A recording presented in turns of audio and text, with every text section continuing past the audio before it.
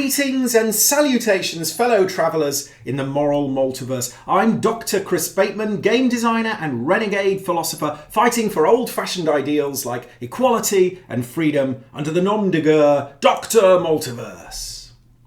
A peculiar aspect of the last 2 years has been the way that the mainstream media has almost entirely abandoned the concept of balance in reporting. It's the oddest thing. On the one hand, this seismic reconfiguration of the news probably surprises very few people still pursuing the critical traditions descended from the Enlightenment. But on the other, it seems to me that a great many of us have in fact gone along willingly with this tightening of the global media empire thumbscrews. Insomuch as any justification is offered for this journalistic revolution, it revolves around our deep commitment to scientific truth. But that's actually a rather odd claim, because we only reach scientific truth through a process of intense and sustained disagreement. If social media and mainstream news sources opt to report on only one side of any given scientific topic, does that not in fact hinder our ability to ascertain what is or isn't scientific truth? In 1917, the newly empowered Council of People's Commissars that would go on to found the USSR authorised the suppression of publications that would sow sedition through demonstrably slanderous distortion of facts.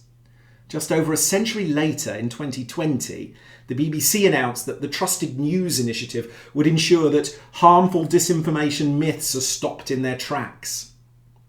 Yet, back in 1946, the BBC was among several news services that began broadcasting into the USSR in order to balance the one-sidedness of Soviet state media. Today, the BBC are bizarrely enforcing censorship that's eerily similar to what they'd previously opposed. How did this happen? An obvious answer would be that the SARS-CoV-2 pandemic changed the boundaries of the acceptable. It put us onto a war footing. And throughout World War II, the BBC and every other allied news provider accepted limits on what would be covered. Yet, this explanation doesn't quite track, since the limit on wartime broadcasting was based around not giving information to the enemy. Are we really in a situation whereby those who disagree with us over scientific topics are the enemy? There is a fault line in contemporary thought here that is worth examining. And I want to do so via the second part of my Zero Books trilogy, The Mythology of Evolution. This book was endorsed by the late Mary Midgley, who was the closest I've had to a philosophical mentor. She said of the book, "This matters, read it." Unfortunately, in terms of sales, it doesn't look like many people were swayed. It was released the year after the Darwin bicentennial, and everyone was bored of evolution at that point. Worse, this is a book that strives to broker peace between Christians and atheists, but Christians read evolution and lost interest, and atheists read mythology and dismissed me. The book has, however, enjoyed a rather interesting position in my publications, since it is, for some inexplicable reason, my most pirated ebook. Why would that be? I suspect this has a lot to do with the discussion of hard science fiction in the book's final chapter. That's an odd phrase. Hard sci-fi stories are mostly intergalactic adventures, constrained by the limits of special and general relativity, contemporary biology, and so forth. They are supposedly hard because the speculative technologies imagined in such tales imply nothing that transgresses our current understanding of the relevant research fields.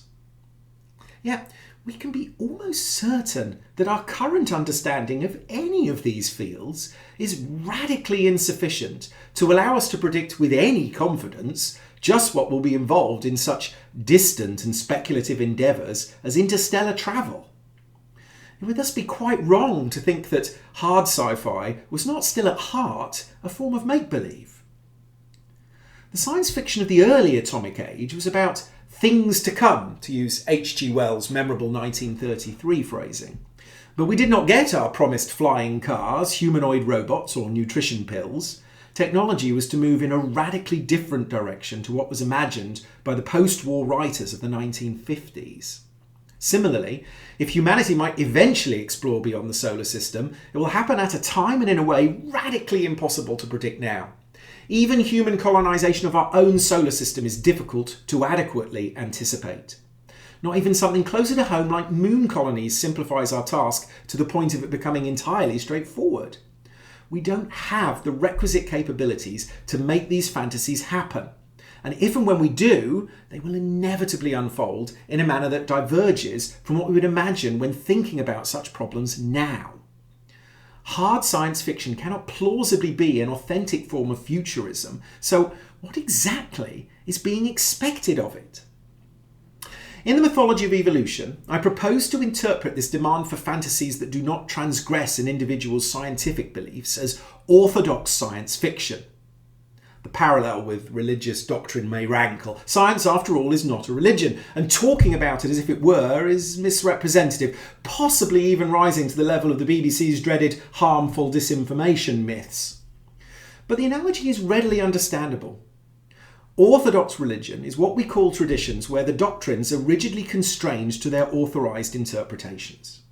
When I talk about orthodox science fiction, the same kind of doctrinal restraint is in effect, but curiously affecting science fiction stories that supposedly exist purely for our entertainment.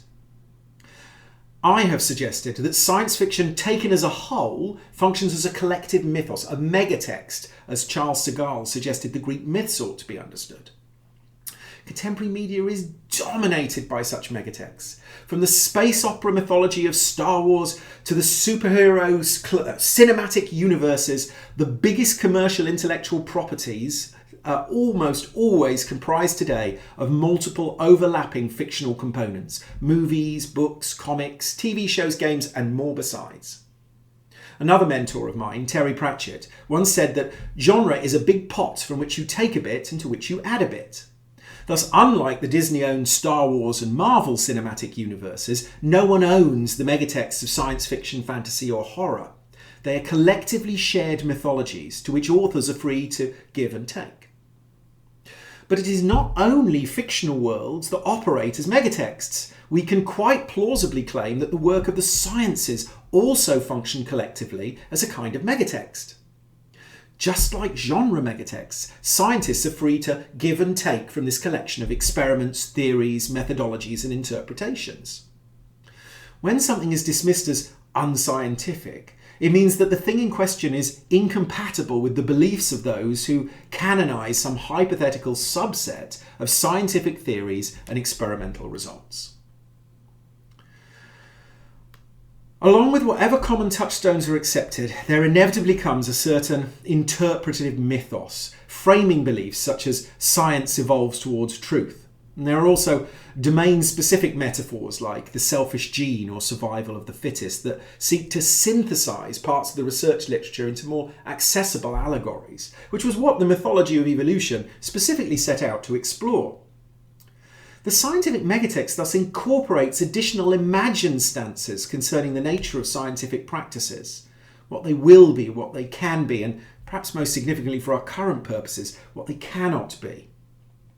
When a person prefers hard science fiction, they are effectively saying that they want to read stories that are not simply part of the science fiction megatext, but that also concord with the scientific megatext. Research thus operates in this context as a kind of fluid doctrine, with the fans of hard science fiction requiring that the fantasy stories they read under this name will be orthodox with respect to their preferred interpretations of the scientific megatext. Again, this is not to claim that science itself is a religion. It's rather that the same cognitive forces that constrain the imagination of religious practitioners in those contexts we call orthodox are parallel to the constraints on imagination entailed in orthodox science fiction, which is to say, hard science fiction. What I would suggest has happened in the context of contemporary media censorship is that the constraints that previously applied solely to which entertainments could be claimed as hard science fiction have now become limits upon what is permitted to be reported as news. And this ought to be a rather troubling development. Scientific research is quite frequently of immense complexity, and it is beyond hopeless to try to establish a set of canonical research texts. To do so would be a fundamentally anti-scientific process, as it would risk closing down the very possibility of new evidence being incorporated into our always fluid understandings. Part of what assists researchers in discovering new ways of understanding research problems is they are not at all constrained as to which scientific experiments, theories or discussions they might use in the attempt to discover new ways of assembling the truth of a certain situation. The more complex and under-researched the topic, the less sensible it is to place constraints on what is or isn't permitted to be discussed about it. And such caution necessarily must apply to unprecedented medical interventions for a new and unexpected virus. If the BBC, not to mention Reuters, the Associated Press, Google, Microsoft, Facebook, the trusted news initiatives they branded themselves, truly wish to ensure that harmful disinformation myths are stopped in their tracks, they must first have a surefire way of establishing which claims constitute harmful disinformation myths. But on any live research topic, this is far from a trivial undertaking. When research is ongoing and debate over the issues has not yet happened, there can be no orthodox scientific position to take up. There is, at best, various different science fiction stories competing as to which ones can legitimately claim to be hard science fiction. When the debate and disagreements required to navigate the conditions of incompleteness that surround all live research topics are prevented, no one has a legitimate claim to know the truth. Under such a situation, it's all but impossible to avoid accidentally reporting at least some harmful disinformation myths, while simultaneously preventing those discussions that would be required to confirm what the truth of the matter actually was.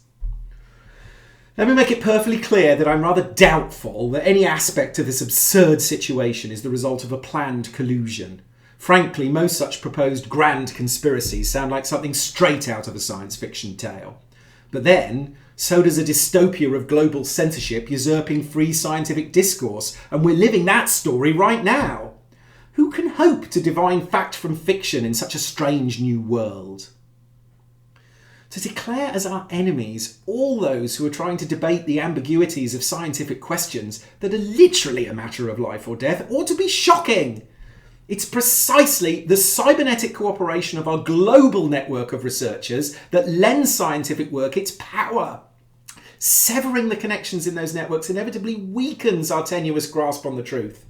But so many academics feel justified in vilifying dissent on open research topics while simultaneously contending that censorship is now a necessity is like something straight out of the episode of The Twilight Zone. Whenever debate about the ambiguities of our knowledge is disrupted or prevented, any attempts to declare what are or are not the facts can only be science fiction, no matter how fervently some choose to believe in it. Censorship cannot be deployed to defend scientific truth from distortion without utterly destroying the very possibility of discovering what that truth might be.